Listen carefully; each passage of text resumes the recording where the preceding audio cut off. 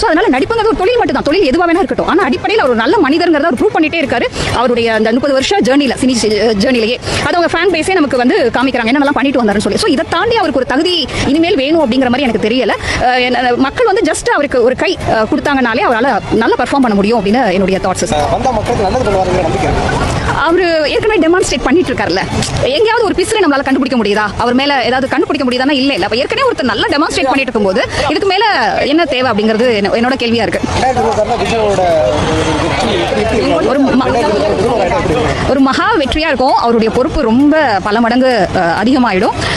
அப்போ மக்களோட சப்போர்ட் வந்து அவருக்கு நிறைய தேவைப்படும். ஏன்னா இந்த சிஸ்டத்தை கிளீன் பண்ணணும்னா இண்டிவிஜுவல் பர்சனாலேயோ ஒரு இண்டிவிஜுவல் பார்ட்டினாலேயோ பண்ண முடியாது. ஸோ இவருக்கு ரெஸ்பான்சிபிலிட்டி வரது மட்டும் இல்ல, இவரை செலக்ட் பண்ணும்போது மக்களுக்கும் ரெஸ்பான்சிபிலிட்டி வந்துடும். ஏன் அப்படின்னா இவருடைய ஆட்சி என்னோட வியூல வந்து ரொம்ப டிரான்ஸ்பரண்டா இருக்கும். ஏன்னா ஒவ்வொன்றுமே அவர் டிரான்ஸ்பரண்டா அவர் வெளியில சொல்றாரு. ஸோ அந்த நேரத்தில் பாத்தீங்கன்னா நம்ம சப்போர்ட் அவர் வந்து தானாவே கேட்பாரு, மக்களும் இதுக்கு சப்போர்ட் பண்ணணும். ஸோ நம்ம எல்லாருக்குமே வேலை இருக்கு, ஜஸ்ட் அவர் செலக்ட் பண்ணிட்டோம் அவர் வந்து எல்லாம் பண்ணிடுவாருப்பா அப்படிங்கிறது இருக்காதுன்னு என்னுடைய தாட்.